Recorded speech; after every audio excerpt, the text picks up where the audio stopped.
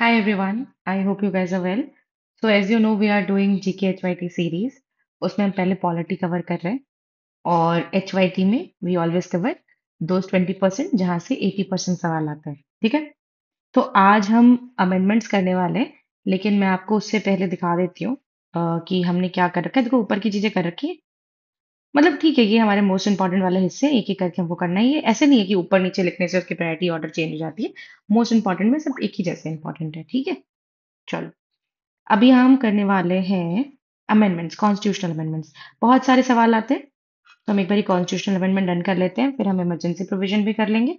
ज्यादा मतलब बहुत कॉम्प्लिकेट नहीं करना, बहुत सिंपल तरीके से करेंगे। अच्छा, अगेन रटने वाली चीज है, तो थोड़ा ध्यान देना पड़ेगा आपको, ठीक है? हाँ, तो मैं हमेशा आपको बताती हूँ कि आपने अगर आपको लगे कि मैं बहुत तेजी से बोल रही हूँ, आप स्लो डाउन कर लेना। स्लो बोल रही हूँ, 1.25 इज रिकमेंडेड, वैसे करके देख लेना। ये इंग्लिश में है, ठीक है, लेकिन हिंदी में भी ऑलरेडी नोट्स अवेलेबल है, तो आप यहाँ से जाके देख सकते हैं, कोई दिक्कत नहीं है। एमसीक्यूज, क्वेश्चन सब कुछ अवेलेबल है हिंदी में भी, राइट? तो आपने देखो, मैं बोलती तो बाइलिंगुअल ही हूँ, तो आप उससे पढ़ सकते हैं और बाकी आप हिंदी के नोट्स से रिवाइज कर लो, राइट? देखो, अगर आप पूरा कंप्लीट कर लोगे ढंग से, मन से, इतना तो श्योर हो जाना है कि एसएससी के तो सारे सवाल बन ही जाने हैं, साथ साथ के स्टेट पीसीएस यूपीएससी के भी बन जाने हैं। तो उसके लिए आपको एट द एंड क्विज़ेस तो लगाने ही हैं। चलो स्टार्ट करते हैं। अमेंडमेंट्स का मतलब क्या होता है? अमेंडमेंट्स का मतलब होता है कि हमने कॉन्स्टिट्यूशन बनाया, लेकिन इन केस उसमें अब हमको कुछ चेंज करना पड़ रहा है, ठीक है? दैट चेंज करने को चीज को कहते हैं अमेंड करना। आपने इंग्लिश में पढ़ा होगा। अमेंडमेंट में ये होता है कि हम पहले से कुछ एग्जिस्टिंग है, कोई आर्टिकल, कोई कुछ भी, उसको हम चेंज करके थोड़ा सा ट्वीक करके कुछ नई चीज बना रहे हैं, ठीक है? या कॉन्स्टिट्यूशन में अमेंड कर रहे हैं कि पहले वो चीज नहीं थी, कॉन्स्टिट्यूशन में बदल के हम एक और पार्ट ऐड करें, उसको भी हम अमेंडमेंट ही कहेंगे, ठीक है? कुछ ऐड करने को, कुछ इस तरह की चीज, मतलब जितनी भी एक्स्ट्रा चीजें आप जानते हैं ना, कॉन्स्टिट्यूशन को ट्विक करने का मतलब है अमेंड करना, ठीक है? अब अमेंडमेंट करने के ना तीन तरीके होते हैं। पहले मैं आपको तीन तरीके समझाती हूँ, और जो चीजें मान लो, ठीक है, और फिर मैं आपको सारे इंपॉर्टेंट अमेंडमेंट्स करा दूंगी। देखो, अमेंडमेंट्स हुए तो बहुत है, अभी 106 अमेंडमेंट हुआ है लास्ट, लेकिन क्या आप सारे के सारे याद कर पाएंगे? और उससे भी बड़ी बात, क्या करने की जरूरत है? नहीं, बिल्कुल जरूरत नहीं है। आप वैसे कीजिए जो बार बार एग्जाम में आते हैं, उतना रट जाओगे, एग्जाम में नहीं छूटेंगे सवाल, ठीक है? चलो, और मन से पढ़ा करिए। अगर मन से पढ़ेंगे एकदम उस वाले मोड से कि हाँ हमको ढंग से पढ़ना है, याद करना है, तो आपसे आराम से याद हो जाएगा।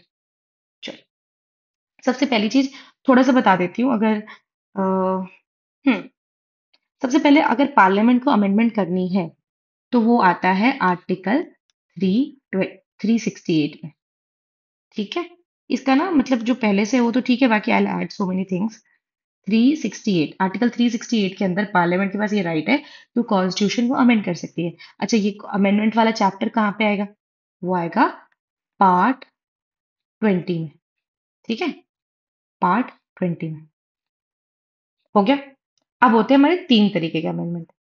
उसमें जाने से पहले आपने ये समझना है कि आपको मैंने बताया था सेलिएंट फीचर में कि हमारा कॉन्स्टिट्यूशन में जो अमेंडमेंट प्रोसेस है वो फ्लेक्सिबल अमेंडमेंट प्रोसेस ही हमारे कॉन्स्टिट्यूशन को फ्लेक्सिबल और साथ के साथ रिजिड बनाता है। क्यों? फ्लेक्सिबल का मतलब कुछ कुछ चीजों को बदलना बहुत आसान है, इसलिए हमने बोला कि फ्लेक्सिबल है, लेकिन कुछ कुछ चीजों को बदलना बहुत मुश्किल है, इसलिए हमने कहा रिजिड है, ठीक है? इसलिए blend of flexibility and rigidity आपने पढ़ा था सेलिएंट फीचर में, अगर आपको याद हो तो।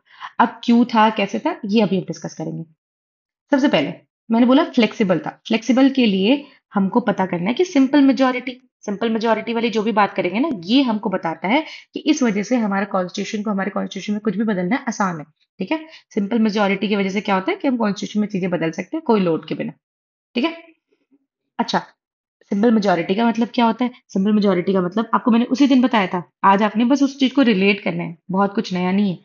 हाँ, सिंपल मेजोरिटी का मतलब होता है कि 50% of the member present in voting. जैसे मान लो, ठीक है, समझाती हूँ, समझ जाओ, समझोगे, कभी गलत नहीं करोगे। मान लो उसमें ना कितने करें, मान लो 600 लोग हैं, ठीक है? या फिर और कर लोगे तो और कर लो। मान लो 800 लोग हैं, ठीक है? हमारी कोई कॉन्स्टिट्यूशन असेंबली या कुछ भी है, कुछ भी एक्स वाई जेड आप समझ लो, वहां पे 800 लोग हैं हाउस में। अभी क्या हुआ, जितने भी लोग हैं ना, इसको हम नहीं गिनेंगे, ये तो टोटल मेंबर हो गए। इसमें से शायद आज ना, आज दिन है, मान लो कोई भी एक्स वाई जेड डेट है, तो आज ना 600 ही लोग प्रेजेंट है, 600 लोग प्रेजेंट है, 200 लोग नहीं आए, किन्हीं की तबीयत खराब है, कोई छुट्टी पे है, कुछ ऐसे करके। अब जो 600 लोग है ना, हम क्या करेंगे, इसका 50% निकालेंगे। इसका 50% का मतलब तो आपको पता है ना, 1/2 करना। That will be 300। ठीक है, थोड़ा सा 300 से एक ज्यादा। अगर 301 हो गया, ठीक है, तो ये 300 हो गया ना, कि ये 300 लोग, अगर 50% होता है, 600 लोग प्रेजेंट है, उसका 50% कितना हुआ, 300। 300 से एक भी ज्यादा लोगों ने कह दिया ना कि हाँ हम इस वाले चेंज के तरफ है, ठीक है, हम इस वाले चेंज के फेवर में है, तो वो चेंज हो जाएगा। तो हमको क्या चाहिए, अगर 301 लोग मतलब 50% +1 अगर बोले कि हम रेडी हैं इस चेंज के लिए, तो वो चेंज ऑटोमेटिकली हो जाएगा। ठीक है, कितना आसान है। 800 लोगों में से बस 300 लोगों को कहना है कि हाँ ठीक है, डन।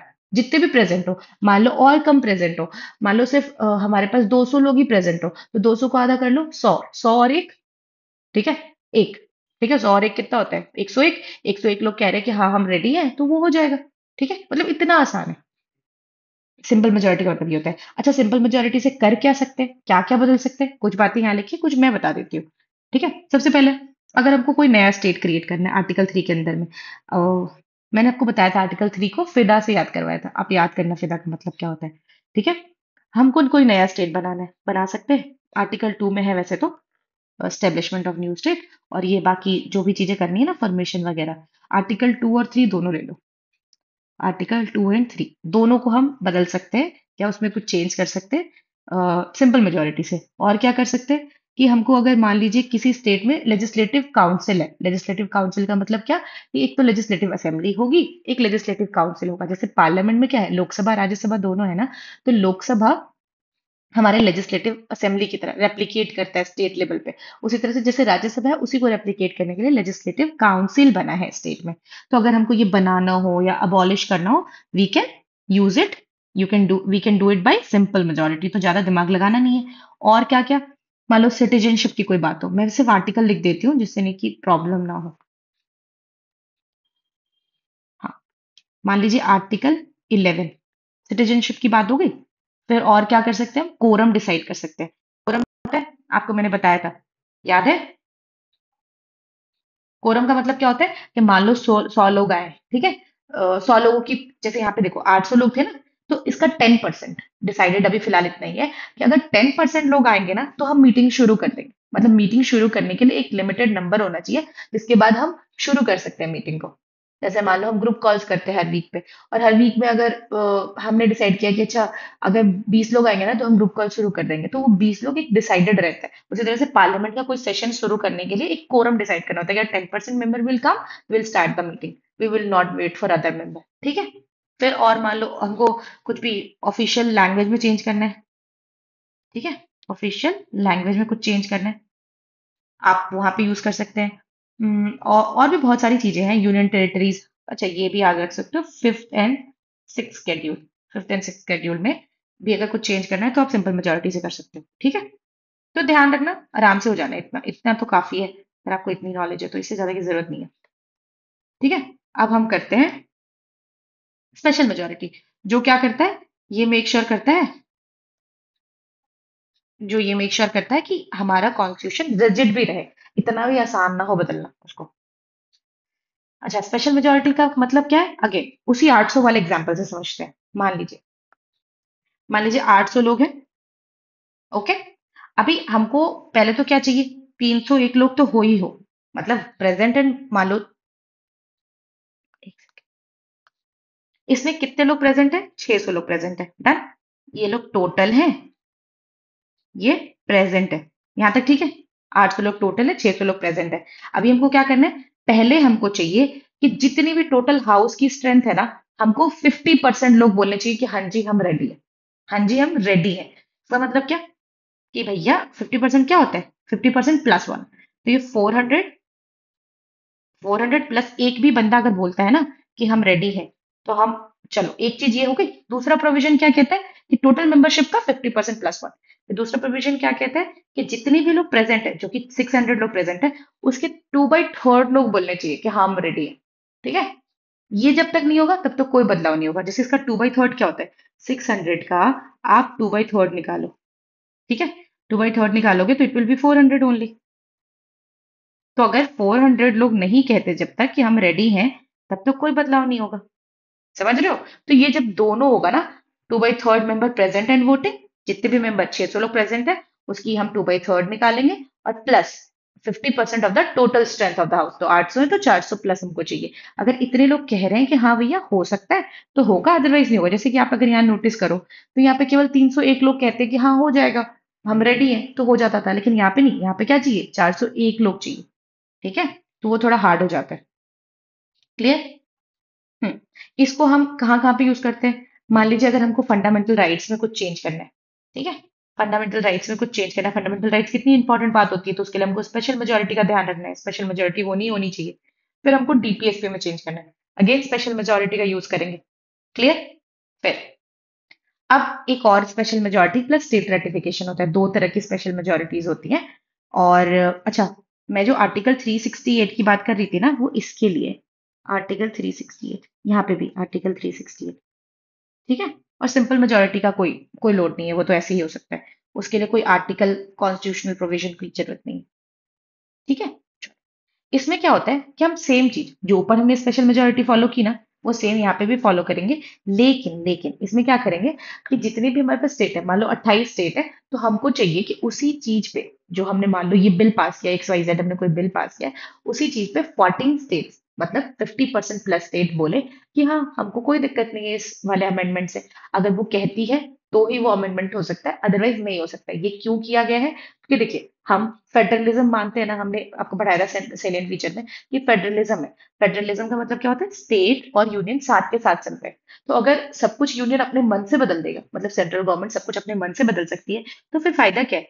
स्टेट गवर्नमेंट के पास तो कुछ बचेगा ही नहीं। इसीलिए अगर कुछ भी रिलेटेड है जहां पे स्टेट गवर्नमेंट का भी रोल है, तो वहां पे स्टेट से भी पूछा जाएगा। एटलीस्ट 50% स्टेट से पूछा जाएगा कि क्या आप रेडी हैं? तो वो बोलेंगे हाँ हम रेडी हैं, तो भैया आगे बढ़ेंगे, अदरवाइज नहीं बढ़ेंगे। क्लियर बात? अभी जैसे इसमें ये नोट याद रखना इंपॉर्टेंट है कि मान लो जो भी फेडरल प्रोविजन हमको चेंज करना है, चाहे मान लो कि वो प्रेसिडेंट का इलेक्शन हो, क्योंकि प्रेसिडेंट तो किसी एक का होता नहीं है। प्रेसिडेंट तो स्टेट का भी होता है, और सेंटर के लिए भी, सबके लिए प्रेसिडेंट एक ही है, और दोनों यहाँ पर होते हैं। क्यों? क्योंकि प्रेसिडेंट के इलेक्शन में राज्यसभा भी तो वोट करता है ना। राज्यसभा किसको रिप्लीकेट, मतलब किसको रिप्रेजेंट करता है? स्टेट के जितने भी एग्जीक्यूटिव्स होते हैं, है ना। तो स्टेट को रिप्रेजेंट करने के लिए राज्यसभा बनाया गया है। तो प्रेसिडेंट के इलेक्शन में बहुत बड़ा रोल है। Supreme court, supreme court, high court. ठीक है? सुप्रीम कोर्ट या हाई कोर्ट दोनों, इसमें हाई कोर्ट भी लिख सकते हो। ठीक है? और अगर मान लीजिए सिर्फ ये जो आर्टिकल जिससे हम ये चेंज कर रहे हैं ना, कि आर्टिकल 368, कि इससे पार्लियामेंट ये चेंज कर सकती है, वो चेंज कर सकती है, अगर इसमें भी हमको कोई चेंज करना हो, तो भी हमको स्टेट से पूछना पड़ेगा। क्यों? क्योंकि अगर मान लीजिए इस आर्टिकल को चेंज कर दिया जाए, तो पार्लियामेंट तो कुछ भी कर सकती है। पार्लियामेंट इस आर्टिकल को ही बदल के बोल दे कि अब इसके अंदर पार्लियामेंट जो मन चाहे वो कर सकती है, ये स्टेट लेजिस्लेचर को ना पूछे तो भी चलेगा। तो फिर क्या हो गया? वो तो गायब हो गया ना। लेकिन आपको अगर इस आर्टिकल में भी बदलाव करना है, तो भी आपसे पूछना पड़ेगा। और मैं आपको बताती हूँ और क्या बदलना है। मान लो सेवन स्केड्यूल। सेवन स्केड्यूल, अगर आपको सेवन स्केड्यूल में क्या था याद करो। सेवन स्केड्यूल में लिस्ट थी, याद है? एल से सेवन स्केड्यूल में लिस्ट हमने याद करा था, ओल्ड पीएम वाले से, है ना, ईयर्स ऑफ ओल्ड पीएम से। लिस्ट का मतलब क्या? यूनियन लिस्ट, स्टेट लिस्ट और कनकरेंट लिस्ट। अगर मान लीजिए उसमें भी कोई बदलाव करना है, तो भी स्टेट से पूछना पड़ेगा। क्यों? क्योंकि उसमें भी स्टेट इन्वॉल्व है, राइट। उसमें भी सेंटर इन्वॉल्व है, तो स्टेट से पूछना पड़ेगा। क्योंकि मान लीजिए स्टेट के सब्जेक्ट्स को सेंटर अपने अंदर ले लेती है, तो दिक्कत है ना। स्टेट के पास फिर बचेगा क्या? इसीलिए उसमें स्टेट से पूछना जरूरी है। अच्छा, इवन अगर आपको फोर्थ, मैं इसमें और थोड़ा सा ऐड करने की कोशिश करती हूँ। फोर्थ शेड्यूल भी इसमें ही आ जाएगा। Fourth and seventh schedule. ठीक है? फोर्थ एंड सेवेंथ शेड्यूल से अगर आपको कोई बदलाव करने हैं, तो आपने पूछना पड़ेगा स्टेट से। ठीक है? चलो ध्यान देना इस चीज को। ये सब सीधा सवाल आ सकता है, कोई वो नहीं है कि वो नहीं पूछेंगे, लेकिन डायरेक्टली आस्क यू। अच्छा, याद क्या करना है फिर? अगेन जल्दी से एकदम याद करते हैं कि अगर सिंपल की बात हो रही है, तो हमको स्टेट का कोई रोल नहीं है, केवल पार्लियामेंट डिसाइड करेगी। और कैसे डिसाइड करेगी? 50% +1।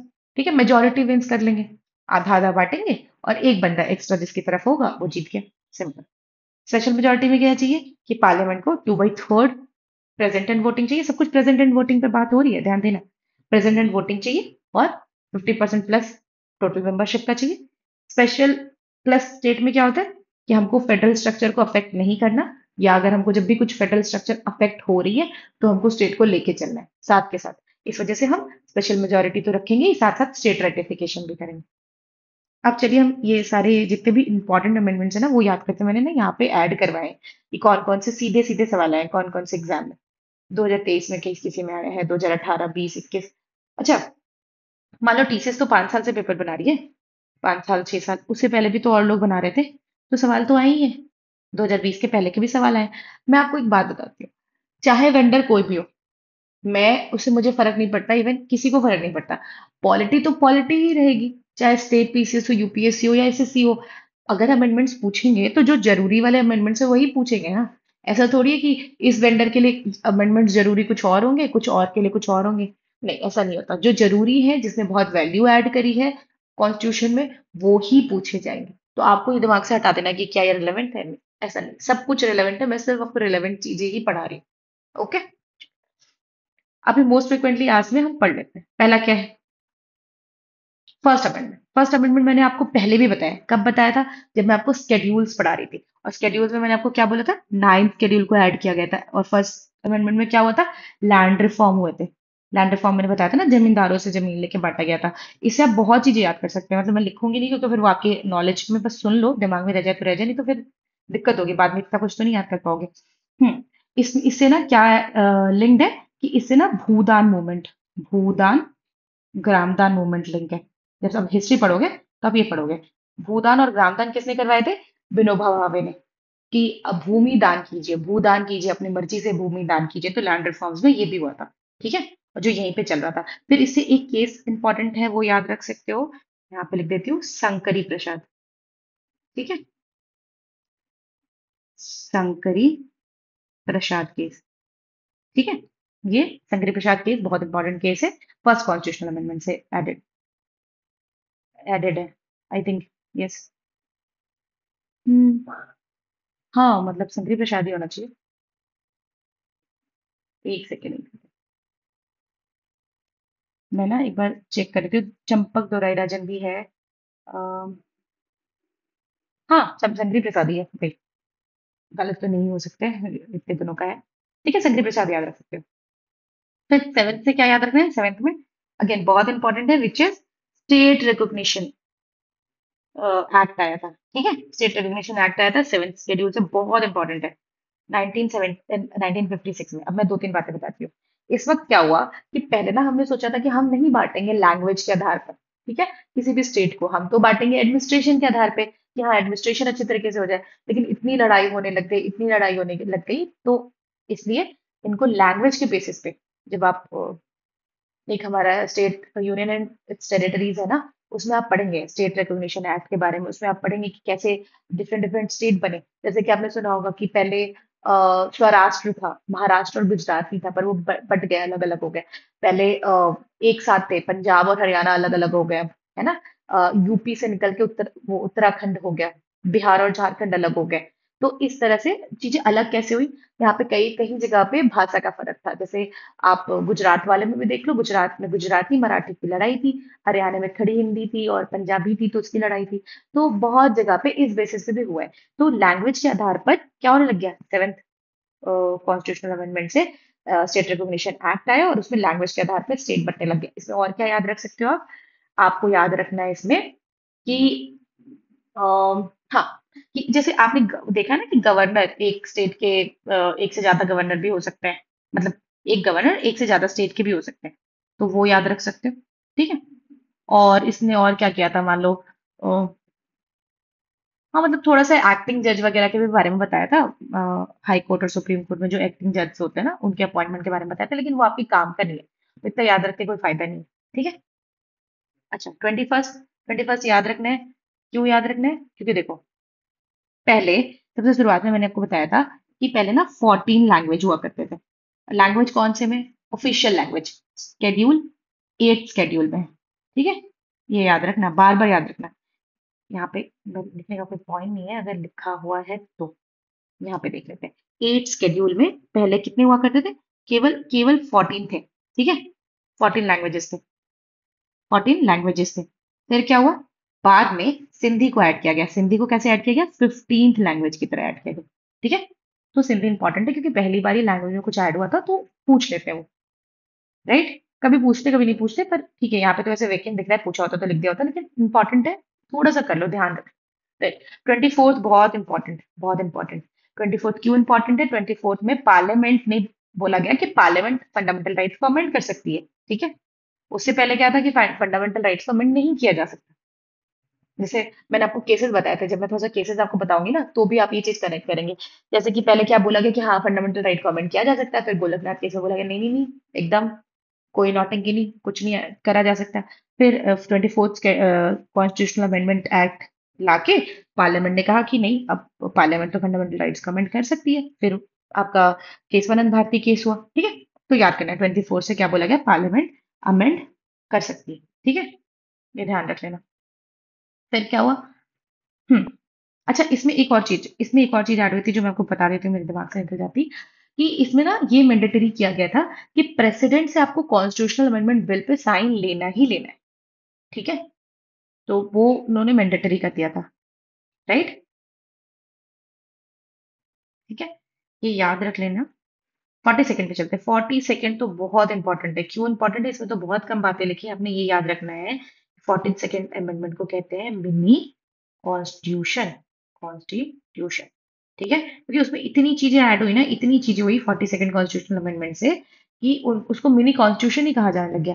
पहले क्या क्या ऐड हुआ? सोशलिस्ट, सेक्युलर, इंटीग्रिटी, ये तो तीनों प्रियम्बल में ऐड हुए। फिर क्या हुआ? फंडामेंटल ड्यूटीज ऐड हुए, है ना, आर्टिकल 51 के ए के अंदर में। और क्या हुआ था अगर आपको याद हो तो?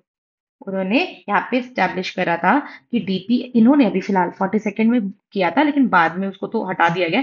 42nd में उन्होंने बोला कि भैया DPSP is greater than fundamental right. लेकिन क्या हुआ बताओ आगे? बाद में मिनर्वा मिल केस, जैसे ये 76 में हुआ है ना, मिनर्वा मिल केस क्या होता? 1980 में हुआ था। मिनर्वा मिल केस में कहा गया नहीं नहीं नहीं, ऐसा नहीं है, fundamental right will always win, ठीक है, fundamental right is greater than DPSP, पर इन दोनों का बैलेंस बना के चलना है, ठीक है। पर 42nd में इन्होंने बोल दिया था डीपीएसपी इंपॉर्टेंट है फंडामेंटल राइट से ज्यादा, ये ध्यान रख लेना, बहुत इंपॉर्टेंट है। और और इसमें एक दो चीजें हुई थी, अगर मैं बताऊं तो, ठीक है, बस आपने याद रखना है, बहुत ज्यादा उस पर फोकस नहीं करना, बस थोड़ा याद रख लो। इसमें ये हुआ था कि इन्होंने ना फिक्स कर दिया था कि प्रेसिडेंट ना, कैबिनेट जो बोलेगा प्रेसिडेंट को वही बात माननी पड़ेगी। President is bound by the cabinet का एडवाइस, ठीक है। कैबिनेट अगर कुछ करने को कह रहा है तो प्रेसिडेंट बाउंड है। ये सब क्यों हो रहा था समझो। 42nd कॉन्स्टिट्यूशनल अमेंडमेंट के टाइम पे इमरजेंसी लगी हुई थी, तो वहां पे सब कुछ ऐसे किया जा रहा था जो इमरजेंसी को सपोर्ट करे, है ना। जैसे कि कैबिनेट जो बोलेगा वो मानना पड़ेगा प्रेसिडेंट को। प्रेसिडेंट अगर नहीं भी चाहता कि इमरजेंसी लगे तो भी उसको मानना पड़ेगा, ऐसा करके बना दिया गया है। लेकिन बाद में क्या हुआ? 44th कॉन्स्टिट्यूशनल अमेंडमेंट आया, तो तब इमरजेंसी हट चुकी थी। तो जो जो बदलाव हुए थे ना, उसमें से बहुत सारे बदलाव को हटा दिया गया, ठीक है। 44th कॉन्स्टिट्यूशनल अमेंडमेंट भी इक्वली इंपॉर्टेंट है, क्या याद रखना है इससे? सबसे पहले तो राइट टू प्रॉपर्टी हटाया हमने, जो कि आर्टिकल 31 में था, और अब उसको लीगल राइट बना दिया। फंडामेंटल राइट था पहले, उसको हटा के भी हमने लीगल राइट बना दिया आर्टिकल 300 ए के अंदर में। सीधा सवाल आता है, सीधा, यूपीएससी में भी सीधा सवाल आता है, ठीक है। फिर क्या हुआ? इन्होंने जुडिशियल रिव्यू को 42nd में हटा दिया था, अभी उन्होंने जुडिशियल रिव्यू को रिवाइव कर दिया कि हाँ भाई, सुप्रीम कोर्ट देख सकती है कि कौन सा कॉन्स्टिट्यूशनल है, कौन सा कॉन्स्टिट्यूशनल नहीं है। अच्छा, मुझे जल्दी से आर्टिकल बता देना। आर्टिकल 13, है ना, फंडामेंटल राइट का। फिर क्या हुआ कि आर्टिकल 19F, 19F को भी रिपील कर दिया गया, राइट। 19F में ज्यादा कुछ है नहीं, वो जो स्पीच एंड एक्सप्रेशन वाला हिस्सा था ना, उसमें ही राइट टू प्रॉपर्टी का कुछ एक छोटा सा हिस्सा था, उसको हटा दिया गया, तो कोई ज्यादा लोड है नहीं, ठीक है। 52nd करते हैं। 52nd में मैंने आपको बताया है, जो जो चीज मैंने आपको पहले बताई है ना, मैं उसको कनेक्ट करूंगी। अगर आपने पीछे की क्लासेस नहीं देखी, इट विल बी हार्ड, क्योंकि अगर आप क्रोनोलॉजी फॉलो करते हैं ना, आपको ना आधी चीजें दिमाग में बैठी होती है, फिर आपके लिए होता है अरे ये तो मुझे आता है, ये तो मुझे आता है, ठीक है। अभी जैसे मैंने मोस्ट ऑफ द 42nd आ चुका है, पहले मैंने करा लिया, 44th करा लिया मैंने, फर्स्ट तो करा ही लिया है, ठीक है। ये सब जो मैंने कराया है, जो एक्स्ट्रा है बस आपको केवल वो याद करना पड़ेगा।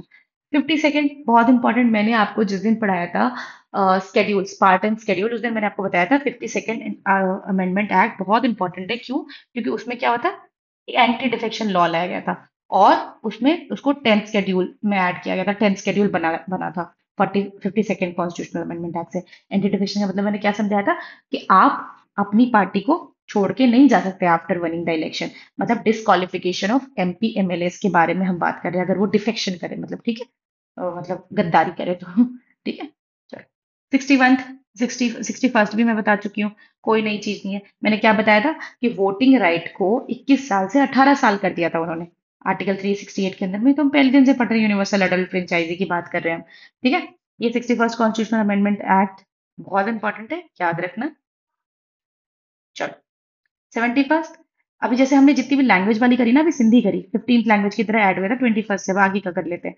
अभी क्या हुआ 71st में, क्या हुआ 21st 71st ऐसे याद करना, 21st 71st ऐसे वो बना सकते हो। इसमें क्या हुआ था, कोंकणी, मणिपुरी और नेपाली को शेड्यूल 8 में ऐड किया गया था। ठीक है, याद रहेगा। ठीक है, ध्यान से मतलब बार बार करोगे ना तो याद हो जाएगा। अभी तक कितने हो गए, 15 हो गया था, ये 18 लैंग्वेजेस हो गए। मैं ना आपको याद कराने के लिए यहाँ लिखती जाती हूँ, 18 लैंग्वेजेस हो गए, 18 लैंग्वेजेस हो गए अभी हमारे पास। फिर 73rd तो आपको याद ही है। 73rd में क्या बताया था मैंने, पंचायती राज। पंचायती राज एकदम रटना है, 73rd कॉन्स्टिट्यूशनल अमेंडमेंट 1992 को हुआ था। पंचायती राज स्टेब्लिश करा गया पार्ट 9 में। पार्ट 9 भी बना था तभी, पार्ट 9 में स्टेब्लिश किया गया, बना नहीं था। फिर आर्टिकल 243 से लेके 243 ओ है ये, ओ ध्यान रखना, ओ है। ठीक है, 74th में क्या हुआ था, म्युनिसिपैलिटी स्टेब्लिश करी गई। ठीक है, उसको पार्ट 9 ए को ऐड किया गया। 9 था, 9 ए को ऐड, और आर्टिकल 243 पी से लेके 243 जेड जी तक, ये याद रखना है। 73rd और 74th को नहीं भूल सकते, बहुत इंपॉर्टेंट है। अच्छा बताओ, 86 हम कितनी बार कर चुके हैं। मतलब मैं कोई नई चीज नहीं पढ़ा रही हूँ, थोड़ी बहुत बातें ऐड हो रही हैं, पर बात इतनी है कि ये सब बातें आप पढ़ चुके हैं। ये आपके लिए एक तरह से रिवीजन है। अगर आप सही से पढ़ते आए ना, आपके लिए सब इतना इंटरकनेक्टेड लगेगा कि आप भूलेंगे ही नहीं। ओके, 86 में हमने क्या किया है? अभी कितनी देर से पढ़ते आ रहे हैं, 86 कॉन्स्टिट्यूशनल अमेंडमेंट 2002 में हुआ था। अभी पहले हम छुपा लेते हैं, छुपा के याद करते हैं। क्या क्या हुआ, क्या था बताओ एक बारी फिर से। सबसे पहले फंडामेंटल राइट में क्या बदला उन्होंने, कि आर्टिकल 21 ए को लाया, 21 ए को लाया, और उसमें क्या बोला, राइट टू एजुकेशन जो है, राइट टू एलिमेंट्री एजुकेशन जो है वो फंडामेंटल राइट होगा। ठीक है, जो कि पहले आर्टिकल 45 में हुआ करता था डीपीएसपी के, ये तो उन्होंने हटा के आर्टिकल 21 ए ला दिया फंडामेंटल राइट्स के अंदर। अब आर्टिकल 45 डीपीएसपी में क्या किया, ये वाली बात जो पहले थी ना कि 6 से 14 साल के बच्चों को फ्री एजुकेशन मिलेगी, जो उन्होंने फंडामेंटल राइट्स में शिफ्ट कर दिया, उसको बदल के इन्होंने लिख दिया कि 6 साल से छोटे बच्चे जितने हैं, उनका जो अर्ली चाइल्डहुड केयर होगा वो डीपीएसपी के अंदर अब किया जाएगा, मतलब आंगनबाड़ी वाली बात डीपीएसपी में। और फिर फंडामेंटल ड्यूटीज में क्या ऐड किया, fundamental duties which is article 51 A sub clause के, आखिरी वाला के में क्या ऐड किया, उन्होंने बोला जो 11th फंडामेंटल ड्यूटीज थी वो ऐड किया। उसमें क्या बोला कि 6 से 14 साल के बच्चों को स्कूल भेजना उनके माँ बाप की ड्यूटी है। ठीक है, तो ये तीन चीजें हम कितनी बार कर चुके हैं, बहुत हाईली इंपॉर्टेंट है, मजाक में नहीं लेना इसको। अगेन, मतलब 91st is not that important, but okay you can remember. इसमें क्या हुआ, इन्होंने बोला कि देखो काउंसिल ऑफ मिनिस्टर होता है ना, मतलब आप पढ़ेंगे काउंसिल ऑफ मिनिस्टर, अभी मैं पढ़ाऊंगी जब, तो उसमें आप पढ़ेंगे कि पहले तो एक हेड ऑफ द गवर्नमेंट होगा लोकसभा में। लोकसभा में पहले तो एक सरकार बनेगी, सरकार में काउंसिल ऑफ मिनिस्टर होगा, उसके हेड को हम प्राइम मिनिस्टर कहते हैं। और काउंसिल ऑफ मिनिस्टर का इन्होंने इस बार फिक्स किया, इन्होंने कहा कि 15%, 15% ही, एक सेकेंड, ओके, अरे sorry for the silly thing. 15% members, 15% ही होनी चाहिए। जैसे जितनी भी टोटल मेंबरशिप है ना, उसकी लोकसभा की मान लो स्ट्रेंथ, मान लो 1000 है, मतलब एग्जाम्पल के लिए ऑफ कोर्स, तो आपने 15% ही लेना है। ओके, तो 15% का मतलब क्या हो जाना है, 150 लोग, 150 लोग ही होने चाहिए आपके उसमें, काउंसिल ऑफ मिनिस्टर में। ये ध्यान रहेगा ना, वैसे करके याद कर लेना। तो अभी उन्होंने लिमिट कर दी कि हाँ 15% ही लोग रहेंगे, जिससे क्या होगा कि भाई बहुत छोटे लोग रहेंगे ना, बहुत अच्छे से एडमिनिस्ट्रेशन हो पाएगा, इतना इंपॉर्टेंट नहीं है। अभी हमने 18 लैंग्वेज तक याद करी है, राइट, रिमेम्बर ना। अभी हम 90 सेकेंड, 90 सेकेंड याद करेंगे। अगेन लैंग्वेज वाले याद इसलिए इंपॉर्टेंट है क्योंकि वो आ जाते हैं कभी कभी। बताओ, पहले हमने कहाँ पे ऐड किया, 21st में ऐड किया। 21st में क्या हुआ था, सिंधी को ऐड किया गया था, तो वो 15th लैंग्वेज हुआ। 8 शेड्यूल में ऐड कर रहे हैं, पहले से 14 थे, 15वां हमने सिंधी ऐड कर लिया। फिर हमने उसी से थोड़ा आगे बढ़ जाओ, 71st में कोंकणी, मणिपुरी, नेपाली को ऐड किया। अब हमारे पास 18 लैंग्वेज है। अब हम और 4 लैंग्वेज ऐड करेंगे और हम क्या हो जाएंगे, 22 लैंग्वेज। अभी हमारे पास जितने ऑफिशियल लैंग्वेज है वो 22 लैंग्वेजेस है, वो हो गए। ठीक है, डन। अब हमको अभी और कुछ ऐड नहीं हुआ है। तो किसको किसको ऐड किया गया 2003 में, बोडो को, डोगरी को, मैथिली को और संथाली को। ठीक है, इन 4 लैंग्वेजेस को ऐड किया गया और अब हम हो गए 22 लैंग्वेजेस। ठीक है, खत्म। याद रहेगा, कैसे याद करोगे, 21st, 71st, और 91st होता लेकिन 91st ना होकर 92nd है। रिमेम्बर? ऐसे बार बार करोगे, कनेक्शन बनाओगे, याद हो जाएगा। 97, हम दो तीन बार तो कर ही चुके हैं, हर जगह पे ये आया है और हमने किया। मैंने सेलेंट फीचर में बताया था, डीपीएसपी में बताया था। 97 कॉन्स्टिट्यूशनल अमेंडमेंट से क्या होता है बताओ? कॉर्पोरेटिव सोसाइटीज का एस्टेब्लिशमेंट हुआ था, ठीक है, 2011 में। ओके, मतलब और इन्होंने यहाँ पे लिखा नहीं है, लेकिन इन्होंने इन्होंने 9B को स्टेब्लिश करा था, पार्ट 9B को, ठीक है। ये किया था कोऑपरेटिव सोसाइटी को किया था, बाकी इसका एक हिस्सा थोड़ा सा सुप्रीम कोर्ट ने स्ट्रक डाउन कर दिया, लेकिन उसकी कोई दिक्कत नहीं। बाकी आप चिल करके ऐसे याद रख लो, 97 में कोऑपरेटिव सोसाइटीज की बात हो रही है। फिर 100, अब देखो, अब यहां तक तो हो गया, इतना आसान था, इतना ही याद करना है, इसे ज्यादा याद नहीं करना। अभी 100 से लेके 106 तक बहुत इंपॉर्टेंट है, क्योंकि रीसेंट है ना। अच्छा, ऑल्दो इतना भी रीसेंट नहीं है, 10 साल हो गया, लेकिन रीसेंट है, आपने याद करना ही करना है। अभी मैं जो भी बता रही हूँ ध्यान से सुनना। 100, अब एकदम लाइन से याद होना चाहिए। कोई आपसे बोले कि बताओ 100 से लेकर 106 तक एक लगातार बताओ, एक साथ में बता पाओगे आप, ठीक है। 100 में क्या था? लैंड बाउंड्री एग्रीमेंट हुआ था इंडिया और बांग्लादेश के बीच में, 2015 में। लैंड लैंड बाउंड्री एग्रीमेंट का मतलब, एग्रीमेंट में क्या हुआ था, थोड़े बहुत ना उनके गाँव वाँव हमारी जगह पे आ रहे थे, हमारे थोड़े गाँव वाँव उनकी जगह पे जा रहे थे, तो हमने एक्सचेंज कर लिया, कहा भैया ठीक है, तुम ये वाले तुम ले लो, हम थोड़ा ये वाले ले लेते हैं, आप खुश रहते हैं दोनों भाई भाई, ठीक है। लैंड बाउंड्री एग्रीमेंट हुआ था 100 कॉन्स्टिट्यूशनल अमेंडमेंट से, ठीक है। 101st से क्या हुआ? जीएसटी आया, याद रखना, याद रखते जाना। 100 से क्या हुआ था? Land boundary agreement. 101st से क्या था? जीएसटी। 101st जीएसटी, बार बार याद करो। इंट्रोड्यूस किया था उन्होंने, गुड्स एंड सर्विसेज टैक्स। 9, ठीक है, याद रहेगा ना। 16 17 थोड़ा सा मिक्स रहता है। ओके, मतलब इम्प्लीमेंट करना 17 से चालू हुआ था। फिर 100 सेकंड में क्या हुआ था बताओ? एनसीबीसी लाया था, national commission for backward classes. पहले से भी ये था, लेकिन इस बार ये कॉन्स्टिट्यूशनल बॉडी बन गया था। पहले क्या था कि हाँ ठीक है, स्टेचुटरी बॉडी था, नॉन कॉन्स्टिट्यूशनल कह सकते हो, पर अभी क्या बन गया, ये कॉन्स्टिट्यूशनल बॉडी बन गया। मैंने आपको उस दिन भी बताया था, उस दिन भी बताया था कि हमारे पास नेशनल कमीशन फॉर एससी था, नेशनल कमीशन फॉर एसटी था, लेकिन नेशनल कमीशन फॉर ओबीसी नहीं था। ओबीसी बैकवर्ड क्लासेस नहीं था, एनसीबीसी नहीं था, था, लेकिन वो नॉन कॉन्स्टिट्यूशनल बॉडी था। अब 100 सेकेंड से उन्होंने क्या किया, इसको कॉन्स्टिट्यूशनल स्टेटस दे दिया। अगर मैं बताऊं नहीं याद रखोगे कोई बात नहीं, मैं बाद में याद करा दूंगी। आर्टिकल 338 सब क्लॉज बी में आएगा, आई थिंक, हाँ। क्यों? क्योंकि आर्टिकल ओके, आर्टिकल 338 में एनसीएससी आता है, आर्टिकल 338 सब क्लॉज ए में एनसीएसटी आता है, और ये बी में आता है। I hope you get it. All तो याद रखने की इतना ज्यादा जरूरत है नहीं, धीरे धीरे करके आपको याद हो ही जाएगा। रिमेम्बर ना? ओके। अभी 103rd में क्या हुआ? 103rd में ईडब्ल्यूएस को 10% रिजर्वेशन दिया, कि हाँ जितने भी लोग इकोनॉमिकली वीकर सेक्शन है, जनरल में आते हैं, और इकोनॉमिकली वीकर सेक्शन है, उनको हम क्या करेंगे, 10% रिजर्वेशन देंगे सारे एजुकेशनल इंस्टीट्यूट में एडमिशन के लिए, और किस चीज के लिए? पब्लिक एम्प्लॉयमेंट के लिए, याद रखना। 10% रिजर्वेशन, ठीक है, ईडब्ल्यूएस को। 104th में क्या हुआ? देखो, हमने ना, समझना ध्यान से, ये इंपॉर्टेंट है, थोड़ा सा एक्सप्लेन करूंगी। शुरुआत में ना रिजर्वेशन के बहुत लोग खिलाफ हैं, ठीक है। मतलब हमारे इंडिया में तो रिजर्वेशन एक बहुत बड़ा मुद्दा है, लोग लड़ते रहते हैं। हुआ क्या, सबसे पहले ना, हमने नहीं सोचा था कि हमको रिजर्वेशन इतने सालों तक देनी पड़ेगी, ऐसा कुछ नहीं था। जब देश आजाद हुआ, हमें भी पता था कि बहुत लोगों के साथ अन्याय हुआ है, गलत हुआ है, अत्याचार हुआ है, अनटचेबिलिटी, और पता नहीं क्या क्या फेस करना पड़ता है। और trust me guys, it's about today also. People are so, पता नहीं यार, I just do not appreciate that. पर लोग बहुत ही अजीब सा बिहेव करते हैं। SC STs, ओबीसी, नहीं SC STs के साथ ही पर्टिकुलरली बहुत ज्यादा होता है, ओबीसी का तो अपना प्रॉब्लम है। कहने का मतलब बहुत गलत होता है SC STs के साथ। वो उनको मानते ही नहीं है कि वो हमारे बराबर है और वो इक्वल है, क्यों नहीं मानते भगवान जाने, ठीक है। तो उनसे नहीं चलता। और तो SC STs के साथ ना पहले उन्होंने बहुत छुआछूत और बहुत सारी चीजें करी। तो हमने सोचा कि हमको ना उनको बराबर लाना है, सबके साथ मेन लाइन में लाना है। पहले एससी की बात समझाती हूँ, इनके साथ ये छुआछूत वाला प्रॉब्लम हुआ और बहुत सारी चीजें, अत्याचार वगैरह हुआ था।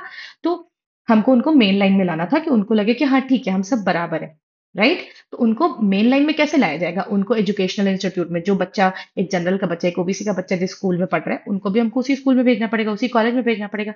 तो उनके पास तो पढ़ाई लिखाई की इतनी सुविधा नहीं थी, इतने पैसे नहीं थे, इतने डेवलप नहीं थे, उनके साथ हमेशा से एक मतलब अलग तरह की भावना रही है लोगों को। तो उनको हमको बराबर लाने के लिए क्या करना पड़ेगा, उनको थोड़ा सा पुश करना पड़ेगा। जैसे मैंने आपको याद तो बताया होगा, दो तरह के लॉज होते हैं, इक्वालिटी बिफोर लॉ और इक्वल प्रोटेक्शन ऑफ लॉ, है ना। उसमें भी यही हुआ था कि हम उनको थोड़ा सा फेयर चांस देना चाह रहे हैं, तो हमने उनको रिजर्वेशन दी कि ठीक है, अगर आप थोड़े से कम नंबर भी लाओगे ना, क्योंकि आपकी कंडीशन बहुत ही खराब है, जैसे एक जनरल का बच्चा मान लो एसी में बैठ के पढ़ रहा है, एक लाइफ स्टाइल है, कार से आता जाता है, स्कूल कोचिंग इस तरह की जगह पे, और एक बच्चा है जो शायद झोपड़ी में रहता है, लैंप में पड़ता है, ठीक है। आप लोगों को लग रहा होगा कि क्या बोल रही है, ऐसा नहीं है। बहुत सारे एस सी एस टीज भी अच्छी जगहों पे रहते हैं और बहुत लैविश लाइफ जीते हैं, और बहुत सारे जनरल भी एक मतलब बहुत ठीक है, अंडर प्रिविलेज लाइफ जीते हैं, ठीक है। तो मेरा किसी से बायसनेस नहीं है, मैं बस समझाने की कोशिश कर रही हूँ किस सोच के साथ ये दिया गया है, ठीक है। तो उन्होंने बोला कि चलो हम इनको थोड़ी हेल्प करते हैं, 10 साल के लिए हम इनको रिजर्वेशन देते हैं, जब ये अपलिफ्ट हो जाएंगे ना, तो हम इनको रिजर्वेशन इनका खत्म कर देंगे। प्लान ये था, ठीक है। अब जब सबके बराबर आ जाएंगे, 10 साल के लिए हमने एससी को दिया रिजर्वेशन, शुरुआत में 1947 की बात हो रही है। फिर एसटी को क्यों दिया, अभी सिंपल बात समझाती हूँ। एसटी ना, ट्राइबल जो कम्युनिटी है, उसको आप में कोई इंटरेस्ट नहीं था, इनिशियल की बात कर रही हूँ। तो उनके अपने हेड्स होते थे और वो अपना खुश रहते थे, उनका अपना एक कल्चर था। उनको नहीं था अपना इंटरेस्ट, कायदे से बहुत सारे बड़े बड़े लोगों ने इस पे किताबें लिखी है, उनको नहीं था इंटरेस्ट, लेकिन हमको इंटरेस्ट था। मतलब मैं सरकार के पर्सपेक्टिव से बात कर रही हूँ कि हमको चाहिए था कि हम उनकी जमीन, वो तो जंगलों में रहते थे, हम जंगलों में कैसे वो उस चीज को लेते, हम डेवलपमेंट कैसे करते, बहुत सारे जंगलों से रोड निकलता, बहुत सारे जंगलों में कुछ बनता, तो हम उस चीज को अपने कंट्रोल में कैसे लेते, वो तो कभी अलाउ नहीं करते ना। तो हमने क्या किया, हमने उनको बहुत सारा वादा किया। आपने बहुत सारी फिल्म देखी होगी भाई, फिल्म तो बहुत सारी बनी है इस चीज पे। आर्टिकल आर्टिकल 15 देखना अगर आपको एस सीज का देखना है, एस टीज के लिए भी आई टेल यू समथिंग, बहुत सारी फिल्म है। तो आप समझ पाएंगे कि पिक्चर क्या है, फील क्या है उसकी। तो उनको नहीं आना था मेन स्ट्रीम में, उनको नहीं आना था, उनको नहीं जाना था बड़े बड़े फैंसी कॉलेजेस, उनको नहीं जीनी थी ऐसी बड़ी बड़ी लाइफस्टाइल। वो अपने जंगल में खुश थे। लेकिन हमको उनके जंगल में इंटरेस्ट था, हमको चाहिए था कि हम उस जगह को ले और उसको मेन स्ट्रीम लाइन में मिलाएं।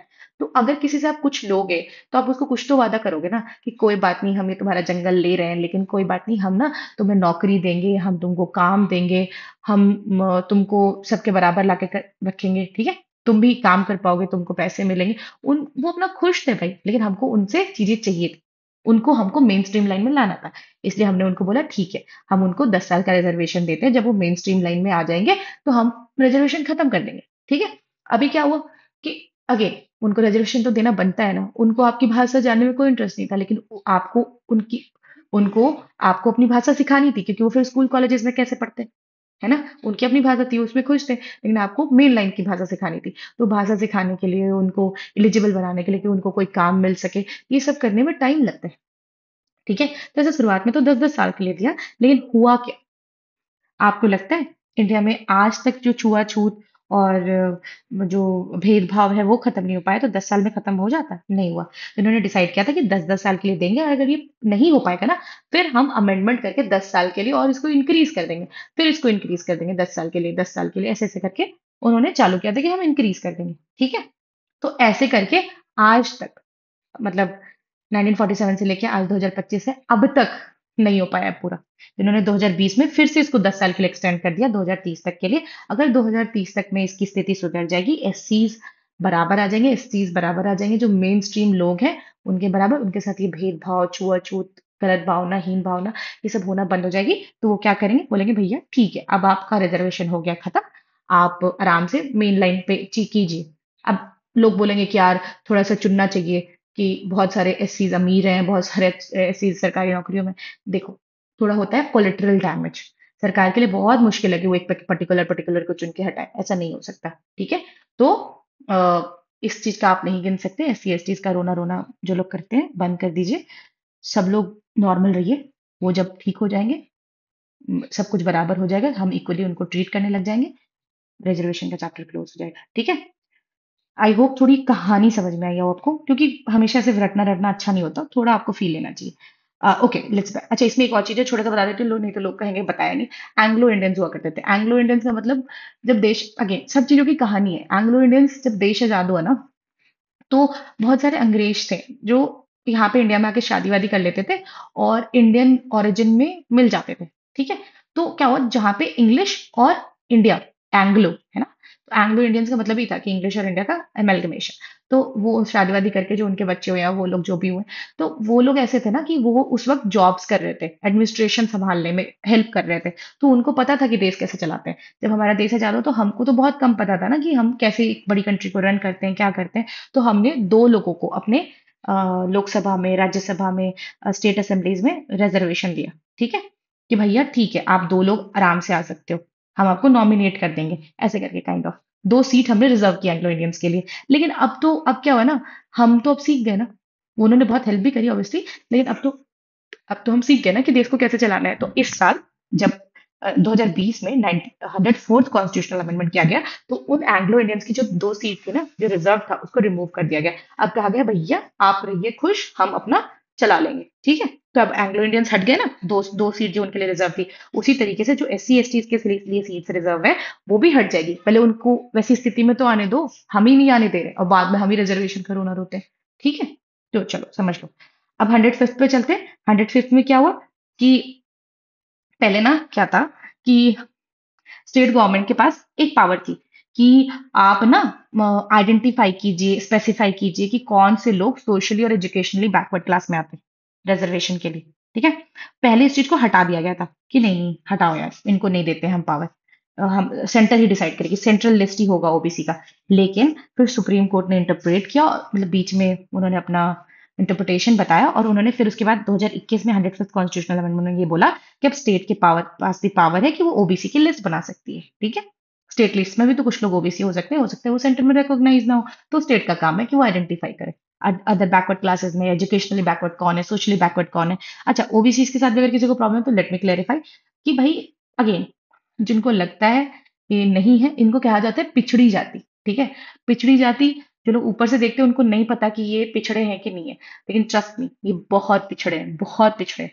मतलब मैं आपको अगर ईमानदारी से बताऊं, SC ST का तो अपना दुख है, लेकिन अगर OBC की बात बताऊं तो वो ऐसा है ना कि ना तो वो रिलैक्स रह पाते जनरल्स की तरह, ना उनको वैल्यू मिलती है, बल्कि ऐसे रहते ना कि मतलब वो बीच बीच के हैं, अटके हुए, जैसे मिडिल क्लास अटका हुआ रहता है ना, वैसा टाइप का है उनका कि भाई इतने बैकवर्ड एजुकेशनली, सोशली, सोशली तो हद से ज्यादा, अब तो पढ़ने लग गए, लेकिन सोशली तो हद से ज्यादा है। हर तरह की प्रॉब्लम होगी, इंटरकास्ट मैरिज, ये मत करो, वो मत करो, हम ऐसा नहीं करने देंगे, वैसा नहीं करने, मतलब बहुत कंजर्वेटिव है, बहुत कंजर्वेटिव है। तो सोशली बैकवर्ड है, चेंज नहीं होना चाहते। ठीक है, तो बहुत प्रॉब्लम्स है, OBC का भी अपना दुख है। तो रिजर्वेशन मिली है तो किसी कारण से मिली है, और जो लोग नहीं है ऐसे वो कोलेटरल डैमेज समझ के उसको इग्नोर कीजिए, क्योंकि आइडेंटिफाई कर पाना बहुत मुश्किल है। ठीक है, चलो। अभी 106 अमेंडमेंट ना अभी पास पास का है, किसी एग्जाम में नहीं पूछा उन्होंने, लेकिन अब पूछेंगे। हो सकता है इसी साल के एग्जाम में आ जाए। ठीक है, जहां तक मुझे लगता है अभी नहीं पूछा है उन्होंने, पर SSC वाले में अगर पूछ रहे तो कोई दिक्कत नहीं है। 106 कॉन्स्टिट्यूशनल अमेंडमेंट में ये हुआ था कि 33% सीट वुमेन को रिजर्व करी गई थी। मतलब आप लोग सोच रहे होंगे कि यार लास्ट के 4-5 में ना केवल ये रिजर्वेशन की ही बात कर रही हैं। हाँ, क्योंकि है यार, मुद्दा तो है ही। ठीक है, 106 कॉन्स्टिट्यूशनल अमेंडमेंट में उन्होंने बात करी थी वुमेन के रिजर्वेशन की, कि 33%, 1/3 सीट लोकसभा और स्टेट असेंबली में उसको रिजर्व किया जाए, कि अगर मान लो 300 सीट है तो 100 सीटों पे औरतें होनी चाहिए। ठीक है, जैसा कि ये वाला ऑलरेडी पंचायती राज और म्युनिसिपैलिटी में पहले से फिक्स था कि 1/3 तो वुमेन होगी। ठीक है, इसलिए आपने सुना होगा ना मुखिया पति, सुना होगा ना कि भाई मुखिया तो औरत होती है लेकिन पति उसका रूल करता है। पंचायत आपने देखा है ना, पंचायत वेब सीरीज है, तो आप उसमें देख सकते हैं। तो अभी यहाँ पे 33%, अब इधर लोकसभा और स्टेट लेजिस्लेटिव असेंबली में भी फिक्स कर दिया गया। पर ये 2026 से, जब हमारा सेंसस हो जाएगा ना कंप्लीट, तो उसके बाद 2026 से इसको मतलब उसमें लाया जाएगा, फ्लो में लाया जाएगा, इम्प्लीमेंट किया जाएगा। ठीक है, इम्प्लीमेंट वेट, अभी इम्प्लीमेंटेशन में टाइम है। इसको क्या कहा उन्होंने, नारी शक्ति वंदन अधिनियम। ठीक है, नारी शक्ति वंदन अधिनियम। अच्छा, मैं एक बार फिर से 100 से रिवाइज कराती हूँ, लेकिन उससे पहले ना मैं आपको फिर से एक बार फील बता देती हूँ। देखो, वुमेन का भी अपना प्रॉब्लम है। मतलब बहुत जगह पे लोग औरतों को लड़कियों को बाहर पढ़ने नहीं जाने देते, बहुत सारे रिस्ट्रिक्शंस होते हैं, बहुत सारी चीजें हैं यार। मतलब अगर जैसे मैं एक जगह का, एक स्टेट का एग्जांपल जानती हूँ, मैं बताऊंगी नहीं लेकिन ठीक है, ऐसा है ना कि जब वहां की सरकार ने क्या किया, उन्होंने ना 1 रुपए में ऐसा करा कि 1 रुपए में अब आप रजिस्ट्री करा सकते हैं, जैसे जमीन की रजिस्ट्री होती है। ठीक है, लैंड रजिस्ट्री होती है। उसमें क्या होता है, कि अगर आप वो औरत के नाम पे, ठीक है, अगर आप वुमेन के नाम पे कोई लैंड या प्रॉपर्टी कुछ भी खरीदेंगे ना, तो आपको स्टैम्प ड्यूटी कम नहीं लगेगी, ठीक है, 1 रुपी में आपका हो जाएगा, क्योंकि ऐसे वो 7-8% लगती है, ठीक है, 7 to 8% लगता है। तो वो उन्होंने बोला कि अगर आप वुमेन के नाम पे कराएंगे तो हम आपको 1 रुपीज में कर देंगे, हमको आपसे नहीं चाहिए पैसे, हमको ये जो ड्यूटी लगती है स्टैम्प ड्यूटी वगैरह वो सब नहीं चाहिए। तो पता है क्या हुआ, वहां पे आप स्टैटिस्टिक देखना पढ़ना, इमेंसली इमेंसली वहां पे इतनी ज्यादा औरतों के नाम पे जमीनों की रजिस्ट्री हुई। मतलब सोचो ना, क्या हुआ जैसे ही आपने पैसे कम कर दिए, ये कहा कि हम पैसे नहीं लेंगे, इतने सारे आदमी जो शायद अपनी औरतों को इज्जत भी ना देते हो, कभी उनके नाम पे कोई प्रॉपर्टी या कुछ ना खरीदे, उन्होंने अपने अपनी वाइफों के नाम पे, अपनी बच्चियों के नाम पे प्रॉपर्टीज खरीदी, जस्ट बिकॉज इस लालच में कि उनको स्टैम्प ड्यूटी बचाने को मिले। तो इससे क्या हुआ कि आपने थोड़ा सा पुश करा, तो वो औरतों को कंसिडरेशन मिला, पहले तो वो कभी गिनते ही, राइट? तो सोचो छोटे छोटे चेंजेस कितने बड़े चेंज ला सकते हैं, मतलब कितना कुछ चेंज कर सकते हैं। अब एटलीस्ट ठीक है भाई, अभी भी उस आदमी का ही है वो प्रॉपर्टी, लेकिन कम से कम औरत के पास एक सिक्योरिटी तो है, सोशल सिक्योरिटी तो है। तो ये चीज इंपॉर्टेंट होती है। उसी तरीके से अभी जब ये पंचायत और म्युनिसिपैलिटी में औरतों को रिजर्वेशन मिला तो बहुत बेटर हुआ, बहुत बेटर हुआ। औरत पावर में रहेगी तो ही तो औरतों के राइट के बारे में बात कर पाएगी। और मैं एक सिंपल बात समझाती हूँ, मतलब अगर आप देखें 50% या 45%, तो ज्यादा ही, 50% ही मान के चलो, 50%, 50% वुमेन और मेन का रेशियो अगर होगा, मोटा मोटी यही होगा, थोड़ा बहुत ऊपर नीचे हो तो कोई बात नहीं है। तो आप अगर 50% लोगों को ना मेन स्ट्रीम लाइन में आने ही नहीं देंगे, तो कहाँ से आपका देश ग्रो करेगा? तो आप उनको भी तो मेन स्ट्रीम लाइन में आने दो ना। आप उनको इतना पीछे रखते हो तो कैसे होगा? तो अगेन इनको भी स्ट्रीम लाइन में लाना है, इसलिए थोड़ा सा इनको पुश किया जा रहा है, रिजर्वेशन दी जा रही है, ठीक है। अच्छा, इसमें ये ध्यान रखना, इस 33% में, चाहे वो पंचायती राज हो, म्युनिसिपैलिटी हो, या ये लोकसभा राज्यसभा हो, इसमें क्या है ना, लोकसभा और स्टेट लेजिस्लेटिव असेंबली की बात करें राजस्थानी, तो उसमें क्या होगा कि जो भी एस सी एस टीज और ओबीसीज होंगे ना, वो वुमेन इसी में आ जाएंगी, 33%। ऐसा नहीं होता कि 33% पहले वुमेन को दे दिया, फिर 10% उसको ऐसा नहीं होता। सब कुछ मिक्स्ड होता है, हॉरिजेंटल और वर्टिकल मिक्स होता है। तो आपने इतना नहीं सोचना, इतना दिमाग नहीं लगाना है, बस इतना याद रखना है। देखो एसएससी में केवल फैक्ट्स पूछेंगे, but when you will write UPSC, you will like have to have that clarity कि भाई फील क्या है। जब तक फील नहीं होगा आंसर कैसे लिखोगे? लेकिन ठीक है, एसएससी, जस्ट रिमेंबर दिस, मैं एक बार फिर से करा देती हूँ। 100, ठीक है, चलो ऊपर से करा देती हूँ जल्दी से, एकदम 1 मिनट में। फर्स्ट इंपॉर्टेंट है, 9th शेड्यूल ऐड हुआ था, 7th बहुत इंपॉर्टेंट है, स्टेट रिकॉग्निशन ऐड हुआ था, 21st, 71st और 92 में लैंग्वेजेस ऐड हुए थे, याद करना। 42nd मिनी कॉन्स्टिट्यूशन कहलाते हैं, बहुत सारी बातें ऐड हुई थी, देख लेना। 44th वेरी वेरी इंपॉर्टेंट, याद रख लोगे, 42nd वाली बहुत सारी चीजों को स्ट्रक डाउन किया गया था। 52 में एंटी डिफेक्शन हुआ था। 61st में वोटिंग एज को रिड्यूस किया गया था, 21 to 18 किया गया था। हो गया 71st। 73rd एंड 74th में लोकल सेल्फ गवर्नमेंट के लिए पंचायती राज और म्युनिसिपैलिटी को ऐड किया गया था। 86 में अगेन बहुत सारे एजुकेशन से रिलेटेड चेंजेस हुए थे, डिफरेंट डिफरेंट सब में, एफआरडी, पीएसपी और फंडामेंटल ड्यूटीज में, ठीक है। 97 में कोऑपरेटिव सोसाइटी हुआ था, और फिर से अब 100 से रिवाइज करते हैं जल्दी से, क्योंकि अब ये यही आएंगे एग्जाम में, ठीक है।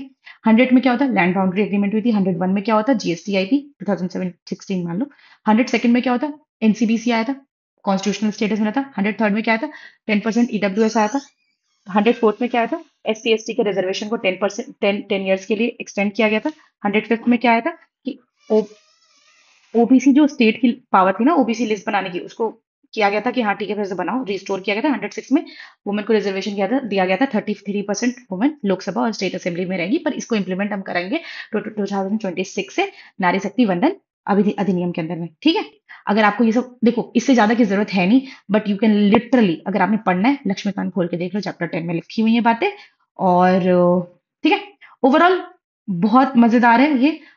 आज मैंने आपको बहुत सारी कहानी भी सुनाई, मैं चाहती हूँ कि ऊपर ऊपर से बताऊं, पर यार मुझे लगता है ना, समझना अगेन बहुत इंपॉर्टेंट है, ठीक है। आई होप आपको अच्छा लगा हो तो फिर यार कमेंट्स तो ऑफ रहेंगे, लेकिन आप चाहे तो अंडरस्टैंड एसएससी में आप आएंगे ऑफिशियल चैनल में, तो उधर बता देंगे।